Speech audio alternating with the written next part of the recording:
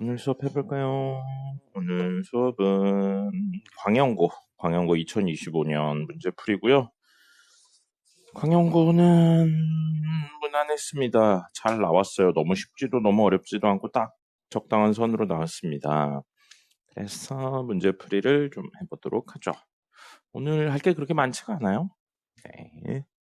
자, 1번, 2번, 3번, 4번 있는데 요거 4개는 별거 없어서 패스하도록 하고요. 다음 페이지 5번, 6번, 7번, 8번 있는데 어렵진 않아요. 어렵진 않은데 7번 잠깐만 볼까요? 7번 보시면 x 4제곱 더하기 2x 더하기 4를 x제곱 마이너스 x 마이너스 2로 나누면 몫이 qx가 있을 거고요. 나머지가 있을 건데 2차로 나눴으니까 나머지 1차라고 해서 ax 더하기 b라고 해서 이게 rx인 거예요. 근데 지금 구해야 되는 게 r 마이너스 1입니다. 그래서 뭐 물론 a값 b값 넣어서 구하셔도 a값 b값을 구하셔서 rx를 찾으셔도 되는데 r 마이너스 1이라는 건 x에 마이너스 1을 넣었다는 이야기고 요게 인수분해하면 x 플러스 1하고 x 마이너스 2로 인수분해가 되죠. 그래서 사실은 r 마이너스 1은 a, b를 구할 필요 없이 x에 마이너스 1로 그냥 식이 나옵니다. 그래서 수치 대입으로 간단히 풀 수 있다라는 거고요. 보셨어요? 현재 시고요. 그 다음에 8번 같은 경우는 뭐 풀어드리진 않겠는데 전형적인 형태의 문제죠. 그래서 A에 관련된 내용으로 꼭지점을 정리해서 이야기를 하는 겁니다. 그래서 구해보시면 이렇게 생겼는데 꼭지점의 X좌표냐면 마이너스 3A죠. 그리고 Y좌표는 주어진 식에다 마이너스 3A 넣으면 나와요. 그래서 그 친구인데 이 그래프의 최대값이니까 얘를 말하는 겁니다. 오늘 왜 이렇게 보기 아프죠? 얘를 말하는 거고요. 얘가 A에 대한 식이라는 거예요. 그래서 A에 대한 그 친구 FA가 마이너스 5와 0 사이에서의 최대 최소를 구하세요. 그래서 하시면 됩니다. 이건 뭐 전형적인 문제죠. 진짜 오늘 왜 이렇게 목이 아프지? 어제 노래방도 안 가는데 목이 아프네요. 자, 9번 같은 경우에는 판별식 D가 0이다 이용하시면 되고요. 10번은 분모에 있는 친구가 사실은 모두 X세제곱 플러스 1을 최소 공배수로 가지는 형태니까 양변에 X세제곱 플러스 1 곱해서 정리하시면 되고요. 그 다음에 11번이요. 11번.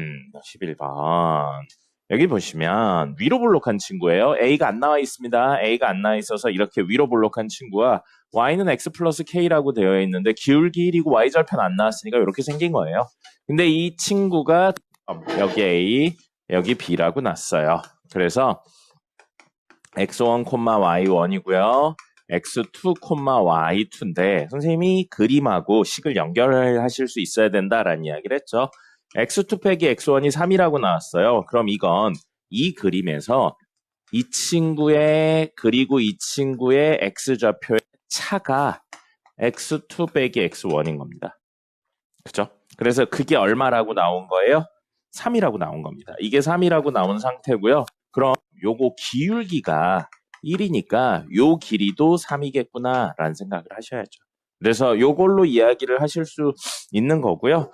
이게 결국에 이 두 점은 이 친구랑 이 친구를 연립했을 때 연립 방정식의 두근이라고 볼 수 있습니다. 그래서 이것이 y는 마이너스 x제곱 마이너스 7x 플러스 a고 요거 직선식이 y는 x 플러스 k니까 사실 이 친구 두 개를 연립해서 한쪽으로 정리하면 x제곱 플러스 8x 플러스 k 마이너스 a는 0이 돼요. 그럼 여러분들이 이걸 보고 그냥 이거구나 라고 생각하지 마시고 꼭 아셔야 되는 거. 이 두 점을 근으로 가지는 친구인데 여기 개수가 살아있으니까 여기 개수랑 여기 개수가 살아있으니까 두 근의 합은 늘 얼마라고요? 마이너스 8이라는 사실을 알 수 있는 겁니다. 그래서 x1 더하기 x2는 이거에 관계없이 무조건 마이너스 8인 거예요. 근데 뺄셈도 나왔죠? 그러니까 얼마라는 거예요? x1하고 x1하고 x2가 얼마인지를 구할 수 있죠. 그리고 이걸 가지고 이야기를 해본다면 이 친구와 이 친구의 둘 더해서 반으로 나누면 여기가 얼마인 거예요? 마이너스 4인 거예요. 가운데가. 그러니까 이게 1.5, 1.5니까 사실은 이 친구와 이 친구의 값도 구할 수 있다는 거죠. 그림상으로 모든 이야기가 다 연결이 되고요. 문제에서는 K-A를 구하라고 했기 때문에 두 근면 근각의 저의 관계로 K-A도 구할 수 있습니다. 그 다음에 12번. 어제 할 때 좀 이야기를 해봤는데, 이거 그냥 왜 12번에 있는지 모르겠어요. 1, 2, 3, 4, 5, 6, 7, 8 중에 하나 있으면 그렇구나 하고 넘어가겠는데, 주어진 식이 결국 이거잖아요. 이게, A 더하기 B 빼기 C 전체의 제곱이네요. A 더하기 B 빼기 C 전체의 제곱인데, 이걸 찾기만 하면 넣어서 계산만 하면 되는 문제라 뭐 특별히 의미가 없는 것 같은데 왜 12번에 있는지를 모르겠습니다. 뭔가 좀 더 간단하게 하는 방법 찾으신 분 있나요? 없죠? 왜 12번에 있는지 모르겠어요. 혹시라도 나중에 이걸 이렇게 푸는 것보다 뭔가 조금 더 의미가 있는 게 알면 이야기 좀 해주세요. 모르겠어요. 이거 왜 12번에 있는지. 한 4번쯤에 있으면 딱 맞는 문제인 것 같은데. 자, 13번이요. 두 자연수 A, B에 대해서 방정식은 중근을 갖고 이건 서로 다른 실근을 갖는다. 판별식 이용하시면 되겠죠. 이거 비슷한 문제 우리 되게 많이 풀었었습니다. 14번도 뭐랑 뭐가 나와 있냐면 뺄셈하고 세제곱 빼기 세제곱 나와 있어요. 그러면 사실은 뺄셈하고 땡땡땡 나와 있는 구조니까 덧셈하고 곱셈 값 모두 구할 수 있습니다. 그렇게 해서 덧셈, 뺄셈, 곱셈 이야기로 모두 바꿔서 주어진 이야기를 정리하시면 되겠습니다. 별거 없었고요. 난이도가 막 들쭉날쭉 하더라고요.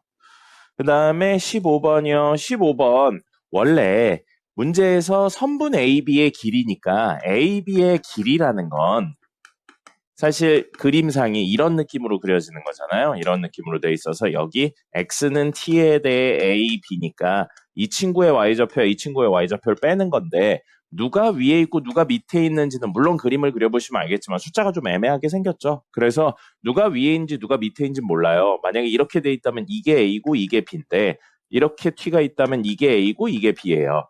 그래서 우리는 보통 이렇게 이야기가 나오면 A, B의 길이에 대한 내용이 나오고 이렇게 X좌표 똑같으니까 A, B의 Y 좌표의 차예요. 그래서 FT 빼기 GT를 한 다음에 차는 절대값 씌우시면 됩니다. 이 절대값 씌우는 걸 일반적으로 길이에 대한 내용으로 해석할 때 많이 씁니다. 뭐 지난번에 우리 문제 풀었었던 건 한 친구가 명확하게 밑에 있는 게 명확해서 그냥 그렇게 했는데 지금은 알기가 어렵고요. 그림 그려보시면 이렇게 뒤바뀌는 순간이 있습니다. 뒤바뀌는 순간이 있기 때문에 문제에서 결국 선분 AB의 길이라는 건 주어진 식의 t를 넣어서 뺀 마이너스 t제곱 마이너스 7t 플러스 8 빼기 이게 ft죠. gt는 t제곱 마이너스 23t 플러스 32의 절대값 씌우는 구조로 가는 겁니다. 그래서 이 친구의 최대 최소 찾는데 t의 범위가 어디서부터 어디라고요? 3부터 5까지만 이라는 겁니다. 동요항 정리해볼까요? 마이너스 t제곱, 2t제곱이네요. 마이너스 2t제곱, 그러면 플러스 16t가 되겠네요. 플러스 16t, 그 다음에 마이너스 24 이렇게 되죠. 그럼 안에 있는 이 친구는 사실 위로 볼록인 친구예요. 위로 볼록인 친구고 t축, 가로축과 만나는 점 두 개 있거든요. 마이너스 2로 묶으면 t제곱 마이너스 8t 플러스 10이에요. 그럼 얼마랑 얼마예요? 2랑 6이죠. 근데 우리 어디서부터 어디 가져온다고 그랬어요? 3부터 5까지만 가져온다고 했습니다. 그럼 뭐 절대값 씌워봤자 밑에 있는 거 올라오는 거랑 똑같은데 이것만 가지고 이야기를 한다는 거죠. 그럼 여기서 제일 큰 거는 2와 6의 가운데인 얼마? 4일 때예요. 그래서 주어진 식에 4 넣었을 때 제일 크고요. 한 칸 한 칸 똑같으니까 3뉴턴, 5뉴턴 최소값은 같게 나올 겁니다. 됐죠? 그 다음에 16번. 우리 이거 많이 했었죠? 요 근래 문제들에서 많이 나왔었어요. 주어진 친구가 방정식의 근이다 라고 돼 있으니까 알파제곱 마이너스 5알파 플러스 k 플러스 1은 0인데 우리가 원하는 친구는 알파제곱 마이너스 4알파 플러스 k분의 1 이걸 원하고 있으니까 이 친구의 뭔 짓을 해야 얘가 되냐면 알파를 더하고 1을 빼야지 얘가 되죠. 그럼 우변에도 똑같이 알파를 더하고 1을 빼주면 돼서 알파 마이너스 1로 바꿔서 이야기하시면 됩니다. 그러면 옆에 있는 친구도 베타 마이너스 1로 바꿔서 정리하시면 간단히 이야기하실 수 있을 겁니다. 다음 문제들이 많이 나오죠. 됐고요. 17번 이건 생략하도록 하겠습니다. 정석에도 되게 많이 나오고 있는 문제라서 묶어서 그냥 정리하시면 됩니다. 묶어서 정리하시면 되고요. 약분해서 정리하시고 하시면 됩니다. 이거 우리 되게 많이 풀었어요. 이번에 문제에서도. 그 다음에 18번이요. 18번 보시면 y는 마이너스 5x제곱 플러스 5x가 아니죠. 마이너스 x제곱 플러스 5x 플러스 k랑 y는 마이너스 x 플러스 n 마이너스 3이라고 되어 있는데 이거의 교점의 개수를 뭘로 놨냐면 fn이라고 놨어요. 교점의 개수가 뭐에 따라 달라진다고요? n에 따라 달라진다고요. n에 따라 달라지는 친구고 그러면 여기에 n 말고 또 다른 변수 k가 있거든요. k는 알려지지 않은 상수인 겁니다. 얼마는 얼마인데 고정적으로 얼마가 있는데 우리가 모르는 것뿐이에요. 근데 n은 뭐라고요? 바뀌는 값이에요. 그래서 문제 제일 밑에 보면 f-2 더하기 f-1 더하기 f0 더하기 f1 이런 식의 표현이 있는데 이건 n에다가 마이너스 2 넣었을 때 교점의 개수, n에다가 마이너스 1 넣었을 때, 여기 n에다가 마이너스 1 넣었을 때 교점의 개수, 요 n에다 0 넣었을 때 교점의 개수, 1 넣었을 때 교점의 개수를 이야기하는 거예요. 그렇게 해서 이야기를 하는 겁니다. 그래서 n은 변하는 값인데 k는 변하는 값 아니에요. 고정된 값인데 알려지지 않은 것뿐입니다. 그래서 이걸 이야기하려고 했더니 이게 빡세요. 왜 빡세냐면 이 친구가 무엇이니까 1차 함수기 때문에.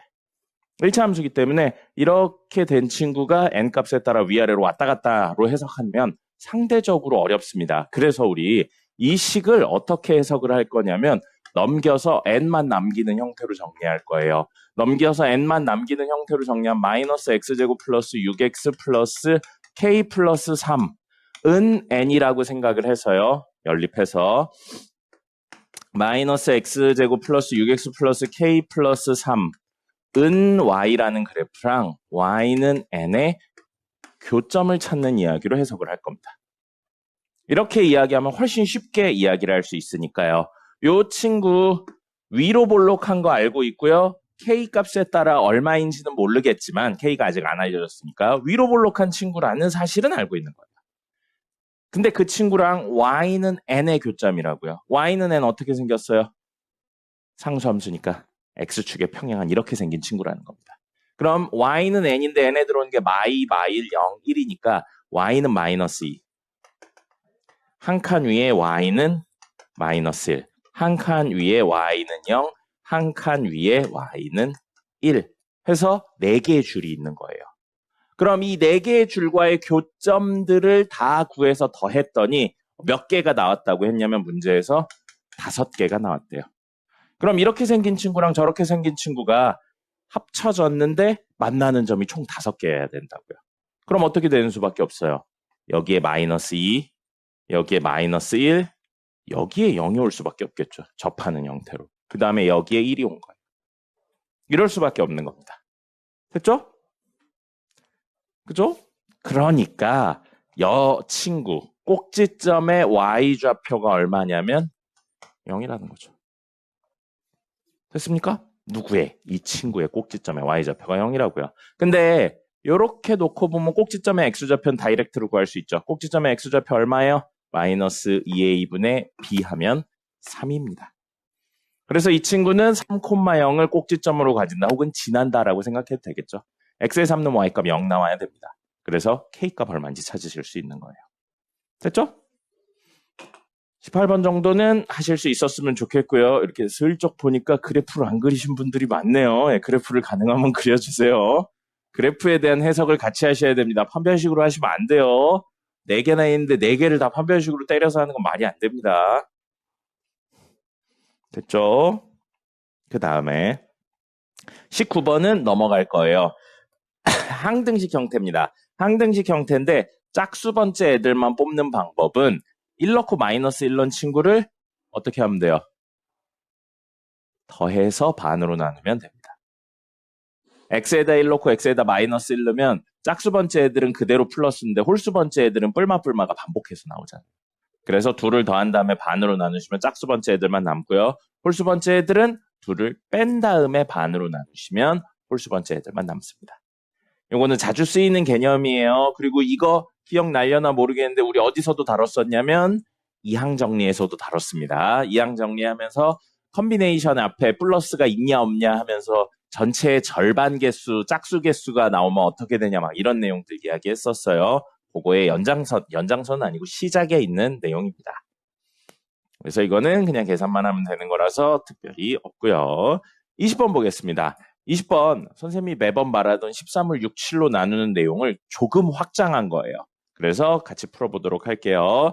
20번 보시면 역시 인수분해 형태로 적어서 fx는 x 플러스 1의 세제곱으로 나누면 몫이 있고요. 그 다음에 나머지가 x제곱 마이너스 3x 플러스 2라고 있습니다. 그 다음에 똑같이 x-2의 제곱으로 나누면 몫이 q1x, q2x가 있고요. 나머지가 2x 플러스 5가 있는 거예요. 그런 다음에 이번엔 똑같은 fx를 x 플러스 1의 제곱 곱하기 x-2 한 다음에 더하기 몫이 있어야죠. q3x가 있고요. 나머지를 구하는데 나머지를 직접 구해야 돼요. 그래서 나머지를 ax 제곱 더하기 bx 더하기 c라고 놓을 겁니다. 3차로 나눴으니까요. 자, 됐죠? 그러면 여기 우변에 있는 친구들은 모두 fx예요. 그리고 우리 생각해보면 수치 대입할 때 어떻게 했어요? 이걸 0으로 만드는 친구를 넣었어요. 이걸 0으로 만드는 친구 넣었는데 2 넣으면 돼요. 근데 마이너스 2를 2번 넣어야죠. 이것 때문에. 제곱이라서. 그럼 사실 문제가 되는 건 뭐냐면 얘는 문제가 되는 게 아니에요. 맞죠? 마이너스 2 넣고 끝나면 돼요. 이게 문제가 되는 겁니다.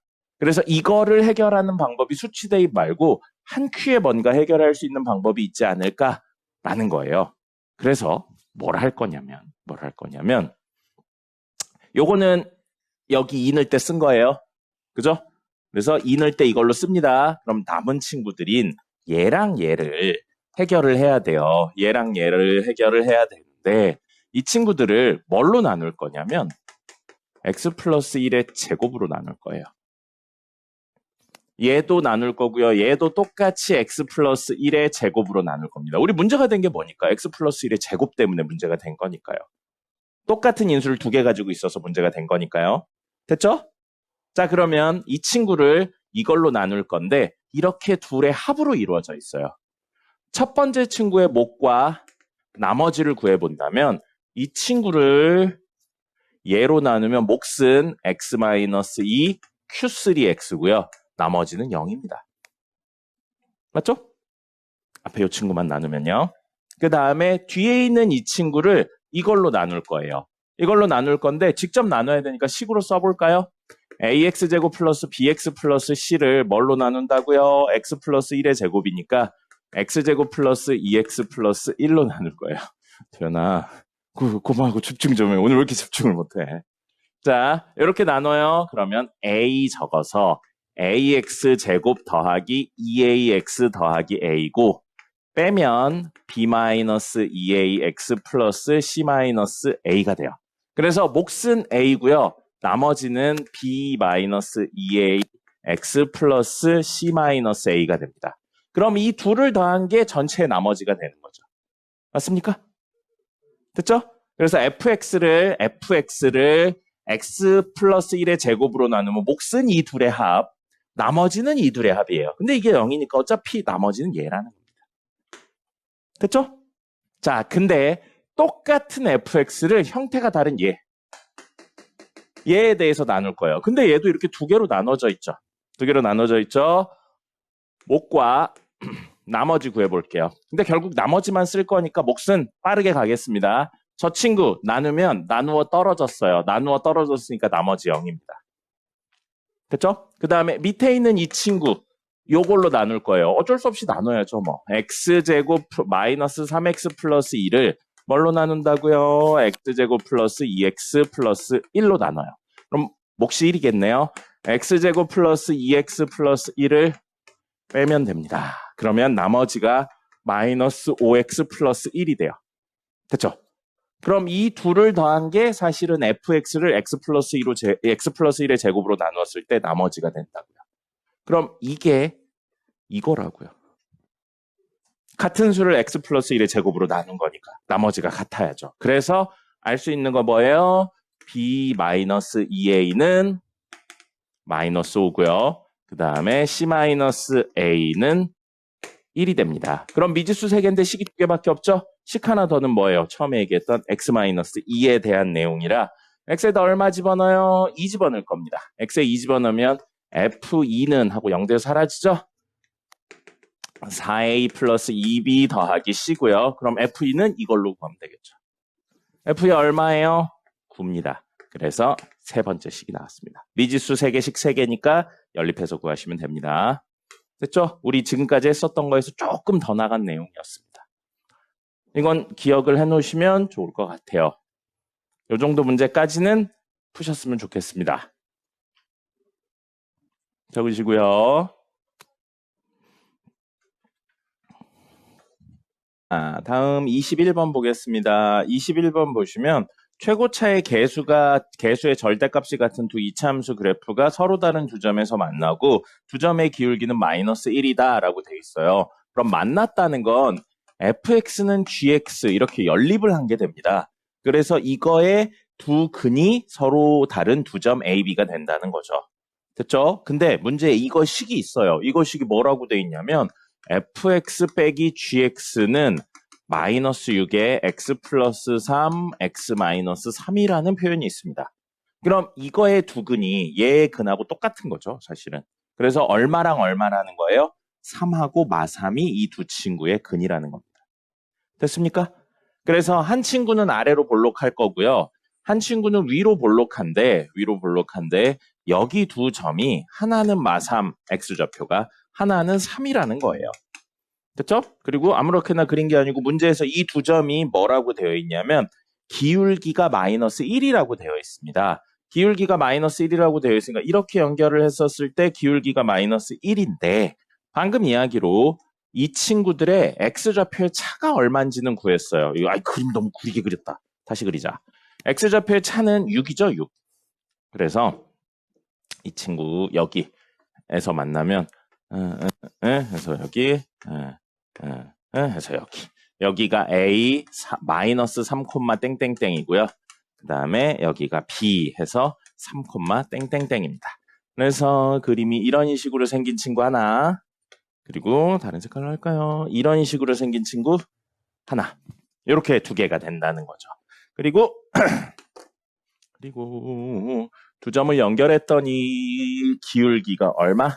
마이너스 1인 직선이 생겼다고요. 근데 x의 변화량이 6이잖아요. y의 변화량이 얼마라는 거예요? 마이너스 6이라는 겁니다. 됐죠? 그러면 이 친구 왼쪽에 있는 이 친구의 y좌표를 알파라고 놓는다면 이 친구의 y좌표는 6이 아니죠. 알파 마이너스 6이라는 사실을 알게 됩니다. 됐습니까? 됐죠? 그리고 문제에 최고차의 개수가 같은 두 친구라고 그랬어요. 그럼 이 친구랑 이 친구는 하나는 k면 하나는 마이너스 k인데 보세요. 뺐죠. 뺐는데 최고차의 개수가 마이너스 6이에요. 그럼 얘 최고차의 개수가 마이너스 3이고 얘 최고차의 개수는 3이라서 뺐더니 마이너스 6이 나왔다는 거죠. 이렇게 생각할 수 있습니다. 그래서 fx는 최고차의 개수가 마이너스 3인 2차예요. 그럼 이 그림에서 fx는 누구냐면 위로 볼록한 이 친구가 fx가 되는 거죠. 그래서 이게 fx고요. 최고차의 개수는 마이너스 3이 됩니다. 그럼 이 친구는요. 아래로 볼록한 이 친구는 뭐가 되는 거예요? gx가 되고요. 최고차의 개수는 3이 되는 겁니다. 여기까지 알 수 있어요. 지금 가족건하고 문제에 주어진 기울기가 마이너스 1이다. 최고차의 개수의 절대값이 같다. 내용으로 여기까지 온 겁니다. 그런데 문제에 f-3 더하기 g3은 6이라고 되어 있는데 g3은 이 아래로 볼록한 친구의 이 점을 말하는 거잖아요. 근데 그건 위로 볼록한 이 친구의 같은 점이네요. 그럼 사실 g3은 뭐랑 똑같냐면 f3하고 똑같아요. 그리고 똑같은 이유로 f-3은 여기잖아요. g-3하고 똑같아요. 그럼 이 친구는 하나의 문자로 정리하면 f-3 더하기 f3이 6이라는 거라고요. 즉, 이 점의 y좌표와 이 점의 y좌표 합이 6이라고요. 근데 이 점의 y좌표 아까 우리 표현했죠? 뭘로 표현했어요? 알파. 이 점의 y좌표 표현했죠? 알파 마이너스 6이야. 그래서 둘을 더했더니 6. 그러면 2알파는 12니까 알파 얼마 나와요? 6 나옵니다. 그래서 이 점의 좌표가 얼마라고요? 6이라는 게 나옵니다. 그럼 이 점의 좌표, y좌표 얼마예요? 606이니까 0이죠. 그럼 우리 f 함수든 g 함수든 3 집어넣으면 얼마 나온다고요? 0 나온다고요. 그럼 그림상으로는 이렇게 x축이 있는 거죠. 그리고 이 친구와 이 친구의 딱 가운데 여기쯤에 y축이 있는 겁니다. 자, 그러면 f 함수든 g 함수든 3 집어넣으면 0 나온다고요. 3 집어넣어서 0 나온다는 건 뭐를 인수로 가진다는 이야기예요? 3 집어넣었는데 0 됐다는 건 뭐를 인수로 가져요? x-3이요. 그래서 gx도 x-3을 인수로 가지고요. fx도 x-3을 인수로 가져요. 근데 최고차의 계수의 3이었죠. 그럼 다음에 있는 1차식이 3x를 가지고 있어야겠죠. 다음에 있는 1차식이 마이너스 3x를 가지고 있어야 돼요. 그리고 플러스 b 플러스 c라고 쓸게요. 1차는 아직 모르니까. 그럼 우리 지금 안 쓴 거 뭐예요? 마이너스 3,6을 지난다죠. 이 식의 x에다 마3을 집어넣는데 6이 나와야 된다고요. 그럼 g 마3은 마3 집어넣으면 마이너스 6 곱하기 마이너스 9 더하기 b인데 이게 얼마? 6이 나와야 된다고요. 그 다음에 여기도 마3을 집어넣으면 f 마3은 똑같죠? 마이너스 6 곱하기 9 더하기 c인데 이게 플러스 6이 나와야 된다고요. 그럼 사실 이 뒤에 있는 친구가 얼마여야 돼요? 마이너스 1이어야 되고 이 뒤에 있는 친구가 얼마여야 돼요? 마이너스 1이어야죠. 그럼 이거 정리하면 마이너스 9 더하기 b가 마이너스 1이 나오려면 b는 8이어야 돼요. 그 다음에 9 더하기 c가 마이너스 1이 나오려면 c는 마이너스 10이어야 되죠. 그럼 나왔네요. gx는 x-3, 3x하고 플러스 b인데 b가 8. 이거고요. fx는 x-3에 마이너스 3x 하고 c가 마이너스 10. fx, gx 구했습니다. 됐죠? 기울기가 마이너스 1이라는 이야기로 y좌표에 대한 내용의 해석까지 했습니다. 도현이 풀었어요? 네. 이렇게 풀었나요? 네. 인수도 이렇게 쓰면서 풀었나요? 그 인수 일일이 해서 하면 좀 오래 걸려요. 그래서 이런 방법도 있다는 거 알아놨으면 좋겠습니다. 개수를 해서 하면 오래 걸려요. 이거보다 좀 오래 걸립니다. 해보시면. 최고차 마이너스 3까지 넣어서 완전 제곱, 2차 막 넣고 그러면 조금 오래 걸려요.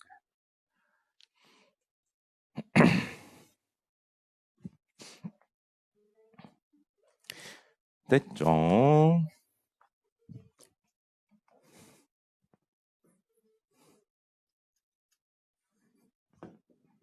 (22번입니다) z가 2분의 루트 3 마이너스 i라고 나와 있으니까 z 마이너스 루트 3은 2분의 루트 3 마이너스 i 마이너스 2 루트 3이나 마찬가지예요. 다시 한번 정리하면 얘는 뭐가 되냐면 2분의 마이너스 루트 3 마이너스 i가 되죠. 됐습니까? 문제 중간에 있는 이 친구를 정리하면 이렇게 돼요. 그럼 이 친구를 z 마이너스 루트 3 말고 z에 관련해서 또 다르게 표현할 수 있겠어요, 혹시?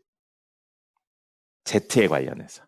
물론 그냥 생으로 해도 돼요. 근데 조금 더 이제 연결시킬 수 있으면 조금 편하게 할 수 있어서요.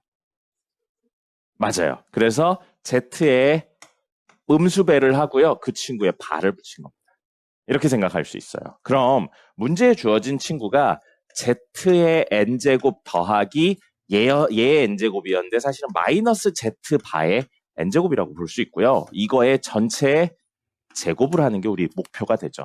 그럼 항 2개짜리의 거듭제곱이니까 그냥 n제곱 생각하지 말고 정리하면 z의 2n제곱 더하기 2배의 2의 곱이죠. 이거 여기 음수 붙을지 아닐지 n에 따라 다르니까 알 수 없어요. 그래서 저거 통째로 그냥 생각해서 2배의 z의 n제곱 곱하기 마이너스 z바의 n제곱이라고 볼 수 있습니다. 그리고 뒤에 거에 제곱하면 돼요. 마이너스 z바의 2n제곱 이렇게 됩니다. 됐죠? 이거 살짝 변형해 볼게요. 제곱부터 넣어도 돼요. 제곱부터 넣으면 마이너스 z바의 제곱이니까 마이너스가 무조건 플러스 됩니다. 그래서 이건 정리하면 뭐가 되냐면 z바의 2n제곱이나 마찬가지예요. 또는 한 번 더 정리하면요. 결국 이렇게 정리할 거거든요. z바의 제곱의 n제곱으로 정리를 할 겁니다.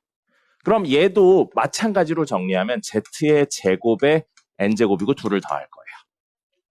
됐죠? 가운데 있는 친구 할 겁니다. 가운데 있는 친구가 할 건데 요게 이제 마이너스가 그대로 나올 수도 있고 플러스로 나올 수도 있어요. 알 수 없기 때문에 젤 앞에 2 있고요. 찢어내요. 마이너스 1의 n제곱으로 찢어냅니다. 그럼 남아있는 게 뭐예요? 남아있는 게 z의 n제곱, z바의 n제곱이죠? 그럼 이거 z 곱하기 z바 전체 n제곱이라고 봐도 무방하겠네요. 맞습니까? 그럼 z랑 z바를 곱했대요. 이거 직접 곱해볼까요? z랑 z바 곱하면 2분의 루트 3 마이너스 i랑 2분의 루트 3 플러스 i를 곱해요. 그럼 분모 4고요. 분자는 제곱 빼기 제곱이에요. 루트 3의 제곱 3이고요. i의 제곱은 마이너스 1인데 빼라고요. 얼마예요? 1이죠. 그래서 얘는 얼마라고요? 1이에요. 1의 n제곱이니까 생략. 1의 거듭제곱 생략. 그럼 결국 2 곱하기 마이너스 1의 n제곱 되고요. z제곱하고 z바의 제곱 구할 건데 이거 구한 다음에 켤레 구하면 얘가 되는 거니까 이것만 구할게요. 이것만 구하겠습니다. 그러면 2분의 루트 3 마이너스 i의 제곱하면 분모 4고요. 분자 3 마이너스 1 그 다음에 2배 2의 곱이니까 마이너스 2 루트 3 i가 돼요. 그러면 2 마이너스 2 루트 3 i고 약분까지 하면 2분의 1 마이너스 루트 3 i가 됩니다. 됐습니까? 이거 사실 뭐예요? i 곱하고 정리하고 막 그런 건데 그냥 냅두고 할 겁니다. 그리고 요거 보시면 새로운 복소수인 오메가라고 쓸게요. 이 친구를. 그럼 이건 우리 오메가의 n제곱이고요. 더하기 오메가 바의 n제곱이나 마찬가지입니다. 자, 이거 그림 한번 그려볼까요? 객관식. 서술형 아니고 객관식이니까 복소평면으로 그리면 2분의 1, 마이너스 2분의 루트 3이에요. 그럼 2분의 1 여기쯤 있을 거고요. 마이너스 2분의 루트 3은 얘보다 좀 길겠죠. 그래서 이렇게 요 정도 느낌으로 떨어진다는 겁니다. 근데 길이 b가 얼마라고요? 1대 루트 3이죠. 1대 루트 3이에요. 1에 해당하는 게 마주보고 있는 거니까 여기가 30도란 이야기입니다. 그럼 이게 몇 도란 이야기예요? 60도예요. 이거 60도 뒤로 간 친구가 오메가입니다. 됐습니까? 그럼 회전하는 각도가 60도짜리고요. 제곱 더하기 제곱하면 이거 1이에요. 그럼 얘 순환하는 구조네요. 몇 개 단위로 순환합니까? 각도가 60도니까. 각도가 60도니까 몇 개 단위로 순환해요? 오메가는 6개 단위로 순환합니다. 그 다음에 마이너스 1의 n제곱은 몇 개 단위로 순환해요? 2개 단위로 순환하죠. 플러스 1, 마이너스 1, 플러스 1, 마이너스 1, 플러스 1 이렇게 2개 단위로 순환하죠. 그럼 어쩔 수 없이 6개 단위, 2개 단위니까 합쳐서 6개 단위의 값을 일일이 적어주는 겁니다. 그럼 n이 1일 때, 2일 때, 3일 때, 4일 때, 5일 때, 6일 때 적을 거고요. 이 친구랑 발을 붙인 친구잖아요. 그럼 동시에 그려줘 볼까요? 자, 발을 붙였다는 건 허수 부분의 부호가 바뀌었다는 이야기입니다. 허수 부분의 부호가 바뀌었다는 건 여기 있던 친구가 위로 올라갔다는 이야기죠. 마이너스 2분의 루트 3i가 플러스 2분의 루트 3i가 된 거니까요. 그래서 이렇게 이렇게 떨어져요. 이렇게 떨어지는 게 허수단입니다. 그러면 여기에 떨어져요. 얼마일 때? 오메가 바가 됐을 때, n이 1일 때, 이것도 오메가일 때. 그러면 이 둘을 더하라고요. 이 둘을 더한다라고 생각하면 허수 부분은 둘이 반대니까 사라지고 실수 부분의 2배가 됩니다. 그럼 요거 길이 2분의 1이었죠? 2배 하면 얼마예요? 2가 됩니다. 아니죠. 1이 되죠. 그래서 여기 두 개는 합치면 1이에요. 그 다음에 여기는 뭐가 돼요? 마이너스 2가 되죠. 그럼 다음에 60도를 더 가요. 그래서 오메가 제곱을 구한다면 오메가 제곱 여기서 60도 더 가면 이렇게 떨어지겠죠. 그 다음에 얘도 60도 더 가면 이렇게 떨어지겠죠. 똑같이. 이렇게 60도, 이렇게 60도니까요. 그러면 대칭성을 이용한다면 여기가 얼마겠어요? 2분의 1로 똑같겠죠. 그럼 이때의 합은 얼마예요? 길이는 2분의 1이지만 좌표 마이너스 2분의 1이잖아요. 그래서 이 두 개의 합은 마이너스 1이 됩니다. 그리고 요거는 제곱 넣으면 2가 되겠죠. 됐죠? 그 다음에 세제곱할 거예요. 세제곱하면 여기서 오메가 반은 하나, 둘, 셋 해서 180도 떨어지겠죠. 근데 길이 1이니까 마이너스 1에 떨어져요. 똑같이 해도 이렇게 3번 가니까 여기 떨어지겠죠. 마이너스 1이 2개 있으니까 얼마예요? 마이너스 2가 됩니다. 그리고 여기는 여기는 세제곱이니까 마이너스 2가 되겠죠. 뒤에 건 그냥 적을까요? 플러스 2, 마이너스 2, 플러스 2. 두 개 단위로 반복되니까요. 그럼 4제곱하면 어떻게 되는 거예요? 이렇게 갔던 친구 여기까지 가는 거죠. 반대로 여기 있던 친구 오메가 반은 이렇게 와요. 서로 이렇게 반대로 가게 된 겁니다. 그럼 이렇게 했었을 때 더하면 얼마라고요? 마이너스 1이겠죠. 마이너스 2분의 1 두 개니까. 그 다음에 5번 가면 여기 있던 친구는 이렇게 돌아서 여기까지 가는 거고, 여기서 돌았던 친구 이렇게 해서 여기로 와요. 그럼 얼마가 돼요? 1이 되겠죠. 그 다음에 6번 돌면요, 여기 있던 친구는 이렇게 돌아서 6번이면 여기 오는 거죠. 이 친구는 이렇게 돌아서 여기 오는 거니까. 그러면 1이니까 2가 되겠네요. 그럼 얘는 마이너스 1, 마이너스 4, 1, 마이너스 1, 4 이렇게 6개 단위로 돌아간다는 겁니다. 근데 문제에서 원하는 거 마이너스 4인가 4인가를 원하죠. 마이너스 4를 원하네요. 6으로 나눴을 때 나머지가 얼마? 3인수를 찾으시라는 겁니다. 복수평면을 알면 조금 빨리 풀 수 있겠죠. 12개로 하면 많이 힘들어요. 아이씨. 아니에요. 12개가 훨씬 더 복잡해요. 켤레 형태까지 구해야 되는데. 어쨌든 그래서 이렇게 이야기 되고요. 12개 하기 전에 12개 이야기 나왔으면 아마 복소평면 이용하면 30도라는 사실 알았을 거예요. 30도니까 2배가 여기 나오잖아. 어차피 2배의 거듭제곱으로 돌아가니까. 일일이 넣어서 했어요? 12개라 구하는 건 사실 시간이 부족하죠. 그걸 요구하고 낸 문제는 아닙니다. 이거 실제로 시험 시간에 12개로 해서 일일이 계산하면 너무 오래 걸려서 못 풀어요. 시간 내에.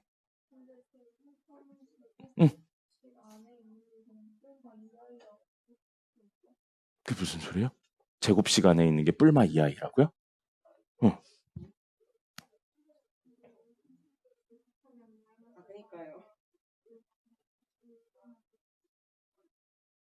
무슨 소리예요, 그게? 이 마이너스 4에 무슨 씌우면 여기 앞쪽에 있는 그 제곱이 벗겨지잖아요. 그래서 이거 여기 그렇게 해서 i 두 개랑 마이너스 i 두 개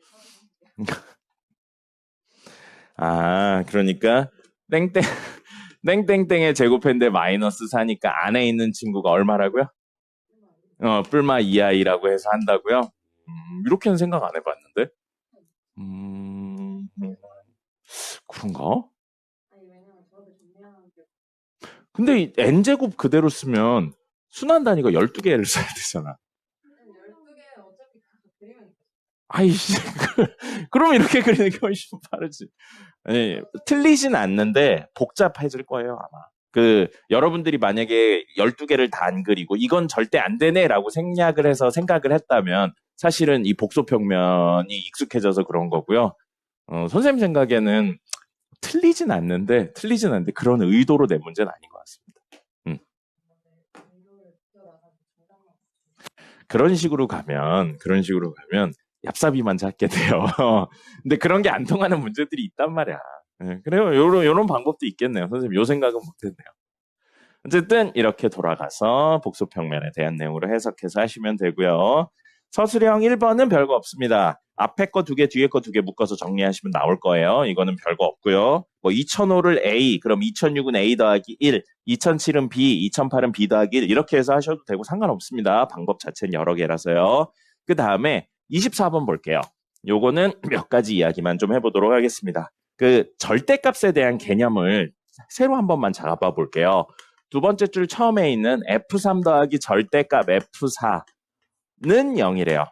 그럼 F-3이나 F4가 0이 아니라는 가정하에 이 친구나 이 친구 0 아니에요? 그러면 절대값의 결과물은 무조건 양수죠. F4가 말고 절대값의 결과물이요. 그럼 F-3은 무조건 음수여야 됩니다. 맞습니까? 그리고 우리 원래 절대값의 의미가 그거긴 해요. 잠깐만 앞에 보시겠어요? 자, 0을 기준으로 여기 한 칸, 두 칸에서 플러스 2라는 건 플러스는 방향을 말하는 거고 2는 크기를 말하는 겁니다. 그럼 마이너스 2라는 건 무슨 뜻이냐면 마이너스는 왼쪽을 의미하는 방향이고요. 2는 크기를 말하는 거예요. 그래서 우리 마이너스 2의 절대값 씌우거나 2의 절대값 씌우면 절대값의 의미는 뭘 말하는 거냐면 크기를 말하는 거예요. 크기. 그래서 마치 앞에 있는 부호를 띄고 얘도 2고 얘도 2인 것처럼 쓰는 것뿐입니다. 부호를 띈다는 개념이 아니에요. 사실은. 크기를 나타내는 겁니다. 그럼 보세요. 얘는 마이너스고 이거 절대값의 결과물은 양수인데 둘이 더해서 0이라는 건 둘의 크기가 어떻다는 거예요. 같다는 거죠. 방향은 반대인데 크기가 같다는 겁니다. 됐습니까? 근데 F 땡땡땡이니까 X에 마이너스 3을 넣었을 때 Y값이에요. Y값. 그리고 Y값이라고요. 4를 넣었을 때 Y값이라고요. 자, 이렇게 생각을 한 상태에서 이렇게 좀 보죠. 여기 X축 있어요. X축 있는데 여기에 마3, 마2, 마1, 0, 1, 2, 3, 4가 있어요. 그럼 4를 넣었을 때 마이너스 3을 넣었을 때는 음수가 떠야 돼요. 여기 찍힌다고 가정할게요. 근데 이 크기랑 똑같은 크기로 F4가 양수라면 똑같은 위치에 찍히는 거고요. 맞죠? 그래서 절대값 씌워서 했는데 0 된 거예요. 그게 아니라면 이게 지금 F4가 양수라는 가정하에 이야기를 한 겁니다. 근데 그거 아니고 마3, 마2, 마1, 0, 1, 2, 3, 4인데 여기쯤 찍혔다고 할게요. 여기에 F 마3이 찍혔어요. 음수니까. 그러면 이번엔 F4가 음수라면 얘랑 똑같은 위치에 찍혀야 돼요. 여기에 F4가 찍혀야 됩니다. 그죠? 근데 절대값을 씌워서 이 위로 올라갔고 그래서 요 길이랑 요 길이가 같기 때문에 더해서 0이 된다. 이 얘기가 된 거예요. 됐죠? 이게 나 조건을 두 번째 줄에 있는 조건을 F4가 양수일 때 음수일 때로 해석한 겁니다. 근데 F-2랑 F4가 같대요.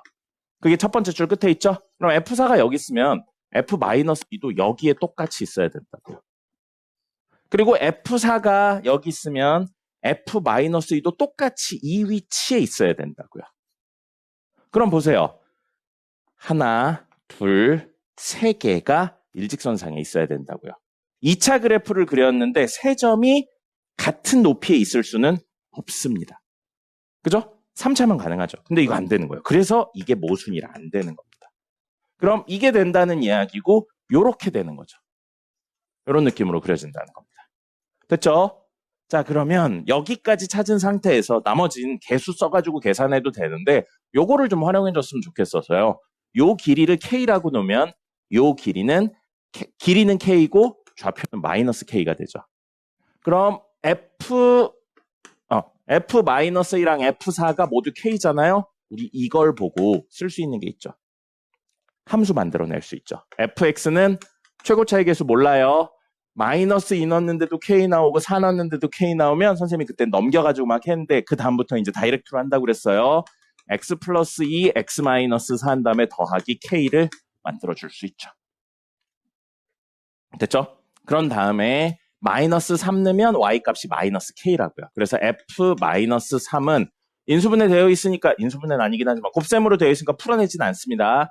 A 곱하기 마이너스 1, 마이너스 7 더하기 K인데 이게 마이너스 K라고요. 미지수 A랑 K 두 개인데 식이 하나밖에 없죠? 식 하나 더 있어야 돼요. 그게 문제 뭐라고 돼 있어요? fx의 최소값이 마이너스 94다. 근데 문제 x의 범위가 마4부터 7까지라고 돼 있어요. 마3 여기 있으니까 마4 여기 있고요. 7은 여기 한참 오른쪽에 있겠죠. 5, 6, 7. 여기에 7 있겠네요. 그래서 우리는 여기서부터 여기까지를 가져오는 건데 마이랑 4의 가운데는 얼마입니까?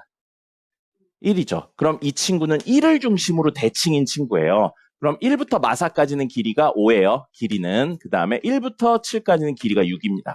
그럼 6을 넣었을 때가 최소가 되겠죠. 그죠? 그래서 이 이야기로 F7이 얼마? 여기다 7 넣을 거예요. 7 넣으면 A하고 9하고 3이죠. 더하기 K 했는데 얼마나 하냐? 마이너스 94가 나왔어요. 두 번째 식이 나왔네요. A랑 K에 관련된 두 번째 식 나왔습니다. 그래서 미지수 두 개, 식 두 개라 연립해서 A값, K값 찾으시면 됩니다. 어쨌든 이 그래프가 아니고 요 그래프인 거랑 식을 K를 넣어서 조금 더 간단하게 정리하는 거. 됐죠? 10분 쉬었다가 맞이하겠습니다. 오늘 뭐 할 거냐면 모비율의 추정 이야기 할 거예요. 이거 모평균의 추정과 흐름 완전히 똑같습니다. 그래서 오늘 할 거 마지막 모비율의 추정입니다. 네? 춥다고요? 춥진 않은데 선생님 반팔로 있는 거 안 보여요? 춥진 않아요. 네가 몸이 안 좋은 거 아닙니까? 춥진 않은데? 너도 옷 안 입었잖아. 외투 벗었잖아. 아, 그래요? 잼잼이 여러분 하면 손 따뜻해집니다. 네. 자, 모비율의 추정이고요. 모집단의 비율을 알고 있으면 사실 표본 집단이나 뭐 이런 거 전혀 필요 없죠. 네, 모평균 추정하던 것처럼 똑같이 갈 거고요. P가 있어요. P, 모비율입니다. 근데 현재 안 알려진 상태인 거죠. 안 알려진 상태인데 N, 표본의 크기죠. 표본의 크기를 몇 개 뽑았고요. 여기서 X를 뭘로 놓을 거냐면 우리가 원하는 값의 개수, 이거를 X로 놓을 겁니다. 그럼 X는 사실 뭐가 되는 거였죠? 이항분포 형태를 띠는 거였죠. 이항분포 형태를 떼서 N, P, 요 P가 모비율 P랑 똑같은 P입니다. 됐죠? 그리고 이걸 많이 뽑았으니까 정규분포로 바꿔서 NP, NPQ로 이야기할 수 있는 거였었어요. 그리고 우리는 여기서 여기다 적을까요? P hat, 이걸 보고 우리 뭐라고 불렀어요? 표본 비율이라고 불렀습니다. 이 표본 비율이고요. 표본 비율은 표본의 크기분의 뽑은 개수 이야기였었어요. 됐죠? 그러면서 X가 뭘 띠니까 정규분포를 띠니까 X가 정규분포를 띠니까 N분의 X인 P햇도 정규분포를 띈다는 거였죠. 그래서 정규분포 띄게 되고요. 누가 P햇이 정규분포를 띄게 되고요. 여기에 오는 건 P였습니다. 기억납니까? 그래서 이거 정확한 용어 뭐예요? 표본 비율의 평균이 모비율과 같다 였었습니다. 표본 비율이 모비율하고 같은 거 아니에요? 표본 비율은 변수였습니다. 확률 변수. 그 다음에 여기 오는 건 N분의 PQ였죠.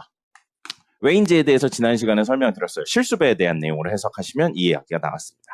그래서 표본 비율의 분산이 N분의 PQ였었습니다. 여기까지가 지난 시간 내용이에요. 됐습니까? 자, 근데 우리 모평균 추정할 때 1번이 뭐였어요? 선생님이 이해되면 이해하고 이해 안 되면 냅둬도 된다라고 이야기한 거. 결과물만 기억하면 된다. 1번 뭐였어요? 요 친구랑 요 친구를 맞아요. 위치 바꾸는 거였죠. 위치 바꾸는 거라 우리 M 자리에 뭐라고 썼냐면 X바, 스몰 X바, 실제 나온 값을 적었었죠. 그러면서 변수를 뭘로 바꿨어요? M으로 바꿔서 이야기했죠. 위치 바꾸는 거였어요. 첫 번째가. 얘도 마찬가지입니다. 첫 번째가 뭐냐면 얘도 똑같아요. 이제 추정을 할 거예요. 자, 똑같습니다. P 햇하고 P의 위치를 바꿀 거예요. 자, 그럼 변수가 누가 된다고요? 모비율 P가 되는 거예요. 모비율 P가 변수가 되고요. 정규분포 똑같이 갑니다. 정규분포 똑같이 가고 이 P 자리에 뭘 넣자고요? P햇을 넣자는 거예요. 됐죠? 근데 우리 모평균에 추정할 때는 M이 하나밖에 없어서 그냥 그대로 하고 끝이었는데 여기서는 여기도 P가 있죠. 그죠? 그러니까 이 P 자리에도 뭐라고 쓰는 거예요? P햇이라고 적는 겁니다. 그래서 얘는 N분의 P햇이라고 적어요. 모든 P 자리에 P햇이라고 바꿔서 적는 거라고 생각하시면 됩니다. 그럼 Q 자리에는 뭐라고 적을까 생각을 해봤는데 Q는 사실 1-P죠. 그죠? P랑 Q를 더하면 1이니까 Q는 1-P예요. 그럼 이 자리에 뭐라고 적자고요? P햇이라고 적자고요. 그럼 1-P햇인데 1-P햇은 뭐랑 똑같냐면 Q햇하고 똑같습니다. P햇의 반대쪽이 Q햇이죠. P햇하고 Q햇을 더하면 1이라고요. 1-P햇을 우린 Q햇이라고 적는 겁니다. 이게 1번이에요. 많이 힘들어요? 자, 그래서 이게 1번. 나머지 2번, 3번은 똑같습니다. 우리 2번 뭐였었죠? 모평균 추정할 때 신뢰도랑 신뢰 구간에 대한 내용 이야기했었죠. 자, 신뢰도 알파 퍼센트고 신뢰 구간은 뭐를 중심으로 설명했나요? 이거 중심으로 설명했죠. 이거 중심으로 설명해서 P hat 마이너스 C랑 P hat 더하기 C 중심으로 설명을 합니다. 됐죠? 그럼 우리 이걸 뭘로 설명했어요? 사실은 확률로 설명을 했죠. 확률이라고요. 변수 누구? P. 모비율 P가 누구와 누구? P hat 마이너스 C와 P hat 더하기 C 사이에 존재할 확률이 100분의 알파였어요. 그죠? 그 다음에 이 C를 뭐라고? 신뢰 구간의 길이라는 표현을 썼었어요. 됐죠? 그 다음에 3번은 뭐 했습니까? 표준화했죠. 표준화했어요. 그래서 표준화하는데 이런 정규 분포에 대해 이 확률을 표준화하고 있었던 거죠. 그죠? 그래서 나머지 그냥 공식이었어요. 표준화였었고. 그럼 표준화 바로 해보면 얘에서 얘를 뺀 다음에 얘로 나누는 겁니다. 그러면 마이너스 C 곱하기 P hat Q hat 분의 N에 루트 씌우는 거죠. 표준 편차로 나눠야 되니까요. 그 다음에 Z 되고요. C 곱하기 루트 P hat Q hat을 N으로 바꿉니다. 그럼 그게 100분의 알파였었고요. 기억나요? 95%에 해당하는 이 값은 보통 1.96으로 나왔고요. 99%에 해당하는 이 값은 2.58로 나왔습니다. 보통 그렇게 나왔어요. 근데 문제에 따라 뭐 2.6이나 2로 나오는 경우도 있었어요. 그럼 우리 이 값이 알파 값에 따라 가지게 해주는 이 값을 뭐라고 불렀냐면 확률. 이건 교육과정에 없는 거라고 그랬어요. 계수라는 표현을 썼죠. 그래서 결국 C는 뭐가 됐었냐면 C는 확률 계수 곱하기 루트 n분의 p hat q hat이 되는 겁니다. 근데 이거 루트 n분의 p hat q hat은 이 친구의 무엇을 말하는 거예요? 표준 편차를 말하고 있는 것뿐입니다. 됐습니까? 네, 얼굴 같지 않아요. 선생님 저렇게 생긴 사람을 본 적이 없습니다. 안 얼굴 같아요. 그러면 뭐만 다르고 다르지도 않죠, 사실은. 피엣하고 큐엣의 위치만 바꿀 수 있는데 우리 문제에서 예전에 할 땐 모평균하고 표본평균의 위치를 바꾸는 거였는데 모평균이 하나밖에 없어서 하나 바꾸고 땡이었는데 이젠 여러 개 있으니까 여러 개 다 바꾼 것 뿐입니다. 나머지는 똑같이 흘러갔죠. 이게 뭐라고요? 모비율의 추정인 겁니다.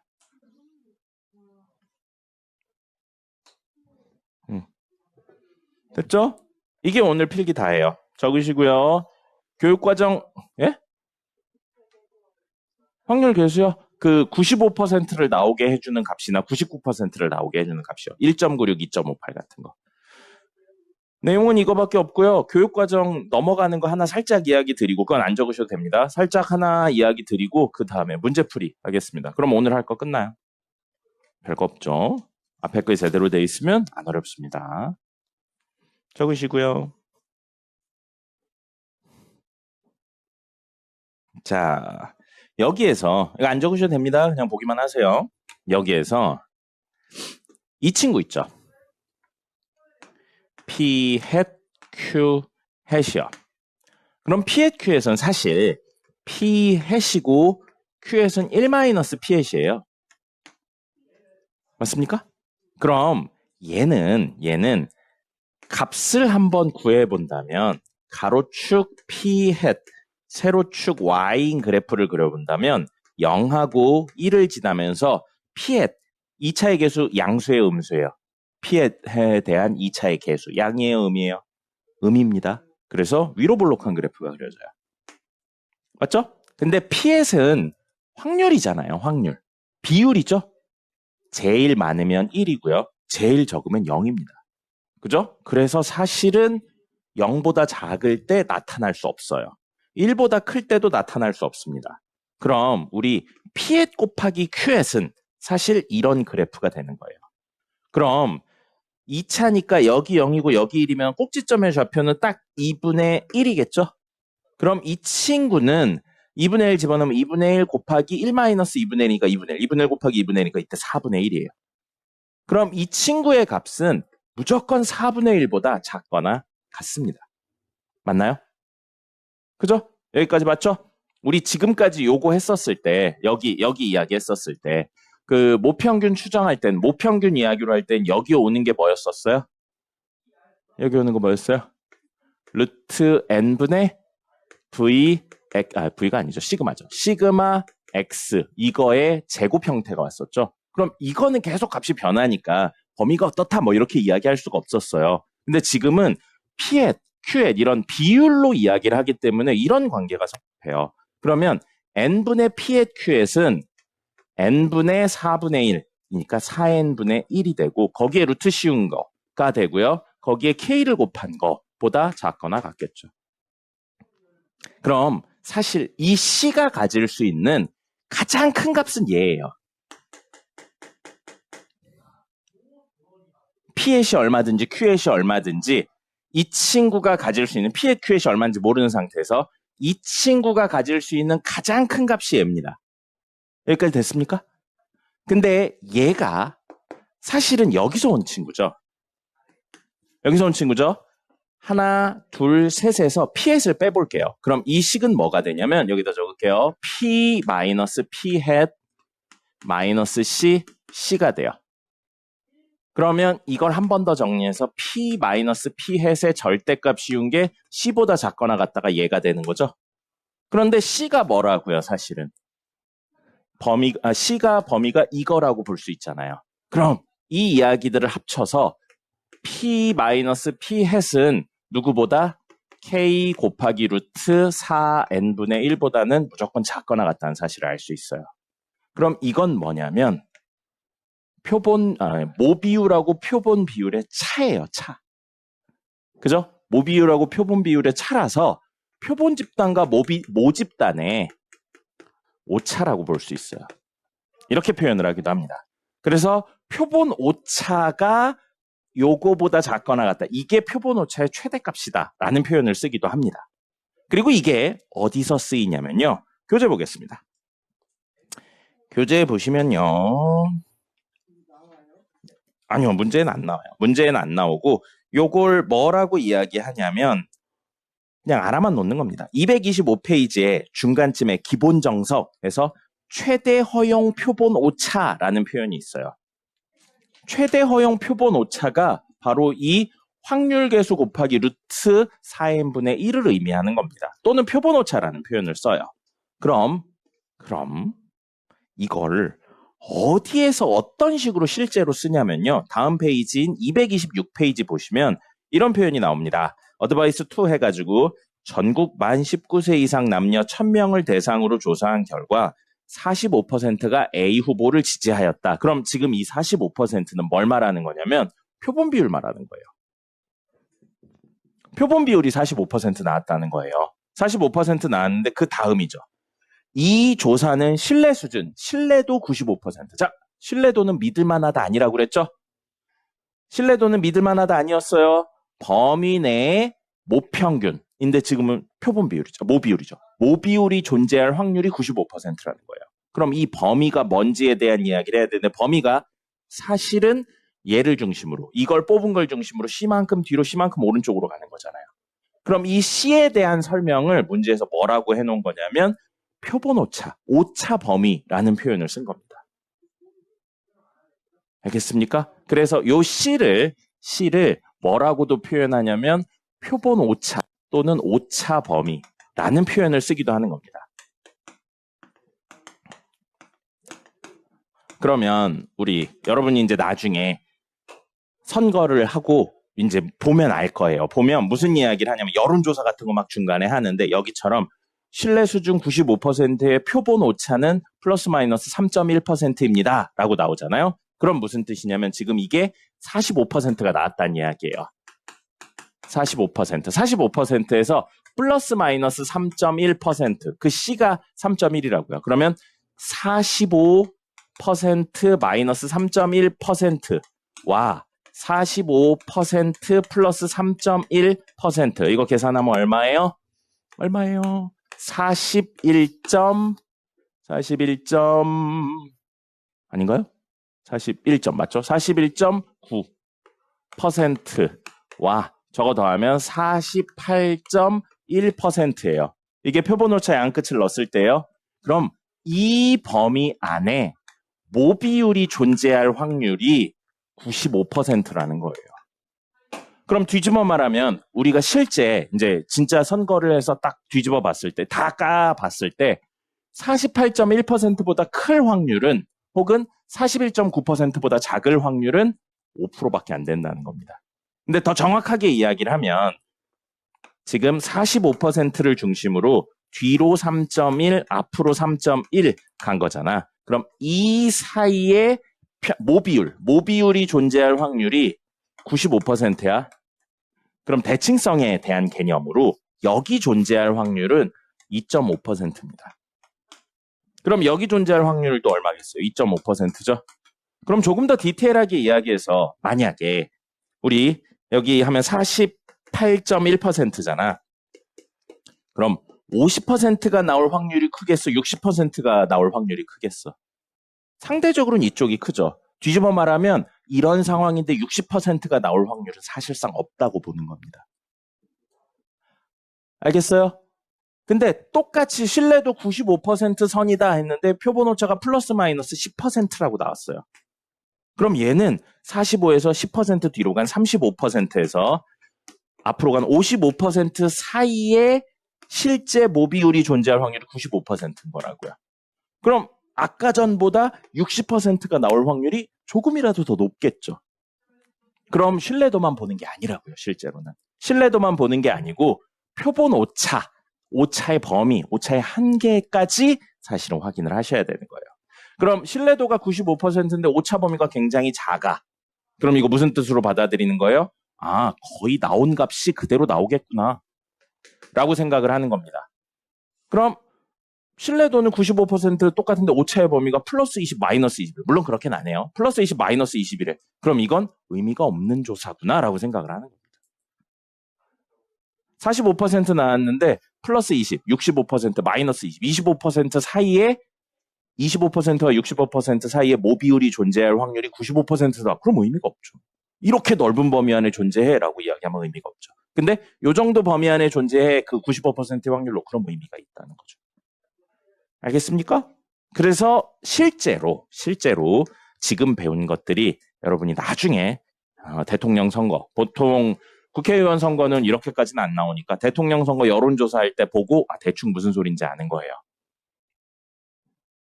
알겠죠? 여기까지입니다. 문제 풀어볼까요? 여러분 숙제로 나갈 문제를 하나 풀어볼게요. 연습 문제 11-4번입니다. 연습 문제 11-4번 보시면 문제 TV 드라마의 시청률을 조사하기 위해서 드라마가 방영되고 있는 시간에 표본 조사를 하였다. 일부를 뽑아서 했다고요. 근데 몇 명을 뽑았냐면 400명을 뽑았대요. 400명. 그럼 표본의 크기가 얼마라는 거예요? 400이라는 겁니다. 연습 문제 11-4입니다. 자, 이렇게 되어 있는데 그 중에 20%가 시청했다고요. 400명 중에 20%, 표본 비율이 얼마 나왔다는 거예요? 20%니까 0.2가 나왔다고요. 그러면 뭐 문제에서는 요구하진 않았지만 400명 중에 X명 했는데 이 X명이 얼마가 나왔다는 거예요? 사실은 현재 80명이 나왔다는 이야기를 표현한 겁니다. 됐죠? 문제 여기까지 나와 있어요. 20%가 시청하고 있었다니까 실제로는 80명이 시청하고 있는 거예요. 이렇게 되어 있습니다. 모비율 나왔나요? 안 나왔어요. 그래서 이거 그대로. 그리고 이건 400분의 PQ가 되는 거죠. 됐습니까? 그냥 채워 넣었어요. 자, 도현 씨 빨리 얘기해요. 넘어가야 돼. 뭐 이해 안 되는 거 있으면 빨리 얘기해. 자, 그러면 넘어가요. 그래서 첫 번째 우리 추정을 하고 있는 거라 P에타고 P를 바꿀 수 있어요. P에서 0.2가 나왔잖아요. 이 0.2를 여기다 적을 수 있다고. 그래서 이게 현재 P를 확률 변수로 가지면서 0.2. 그럼 여기에 오는 건 뭐가 된다고요? 400분의 0.2 곱하기 0.8이 됩니다. 근데 이거 어차피 루트 씌워야 되잖아요. 그러니까 제곱으로 살짝 변형을 할게요. 400은 20의 제곱이에요. 0.8 곱하기 0.2 하면 얼마예요? 0. 0.8 곱하기 0.2 하면 얼마예요? 0.16이죠. 0.16은 0.4의 제곱입니다. 그죠? 그럼 결국 이 친구는 뭐라고 적을 수 있는 거예요? 20분의 0.4의 제곱이라고요. 그럼 200분의 4의 제곱이에요. 약분까지 하면 얼마예요? 50분의 1의 제곱입니다. 됐죠? 식상 넣어서 계산하지 말고 이렇게 완전 제곱식으로 바꿔서 이야기하시면 조금 빨리 할 수 있을 겁니다. 자, 근데 문제에서는 신뢰도가 얼마라고 나왔어요? 95%에 해당하는 무엇을 구하래요? 신뢰 구간을 구하래요. 그럼 신뢰 구간은 어떤 식으로 표현된다고요? 이 친구를 중심으로 C만큼 뒤로 가고요. 이 친구를 중심으로 C만큼 앞으로 가는 거였었습니다. 그래서 원래 다이렉트로 가면 C를 구하는 방법이 확률계수 곱하기 루트 저 표준 편차죠. 50분의 루트하고 50분의 아니 루트가 아니죠. 표준 편차니까 50분의 1이죠. 그냥 여기서는. 이건데 진짜 가보죠. 직접 가겠습니다. 그래서 여기서는 0.2 마이너스 C 그 다음에 변수가 P 그 다음에 0.2 플러스 C 이 확률이 0.9 95%여야 된다고요. 표준화하겠습니다. 표준화하면 얘에서 얘를 뺀 다음에 얘로 나누는 거죠. 그래서 P하고 마이너스 C 곱하기 이걸로 나눴으니까 50을 곱하는 거나 마찬가지죠. 50분의 1로 나눴으니까 Z 되고요. C하고 50을 곱하면 0.95예요. 근데 이 문제에선 표가 없어요. 표가 없는데 뒤에 보고하라는 겁니다. 보고하라는 거고 외울 필요 없어요. 여러분은 이 친구가 얼마여야 되냐면 1.96이어야 95%가 나오는 거였습니다. 그래서 C 곱하기 50은 1.96이죠. 그럼 C는 얼마? 1.96 곱하기 50분의 1입니다. 아까 얘기한 이거. K가 얼마? 현재 1.96이라는 거죠. 확률계수. 자, 그럼 얘는 얼마냐면 100분의 196 곱하기 50분의 1입니다. 아이고, 하기 싫어. 하기 싫어요. 그러면 간단하게 2를 곱할까요? 그럼 분모가 1, 하나, 둘, 셋, 넷, 만분의 196 곱하기 2 하면 2, 9, 98, 9, 3 맞나요? 196이 하면 그러면 이거는 0.0392가 되겠죠. 그래서 C가 얼마라고요? 0.0392예요. 0.039입니다. 그럼 실제 신뢰 구간은 뭐가 되냐면 0점에서 0.0391을 빼면 0.16008이네요. 에서부터 0.2392가 바로 신뢰 구간이 되는 겁니다. 됐죠? 그럼 표본의 크기도 얼마인지 구할 수 있고요. 표본 오차도 얼마인지 구할 수 있는데 표본 오차나 이런 거 물어보진 않습니다. 됐죠? 모평균을 추정하고 똑같아요. 뭐만 P가 여러 개인 것만 빼고 완전히 똑같습니다. 별거 없어요. 응? 뭐가 쉬워? 자, 오늘 여기까지입니다. 오늘 여기까지고요. 남은 시간에는 기간 오답하고 투데이 하고 그 다음에 일일 테스트 하고 다 하면 다음 숙제 하시면 되겠습니다. 투데이부터 하죠.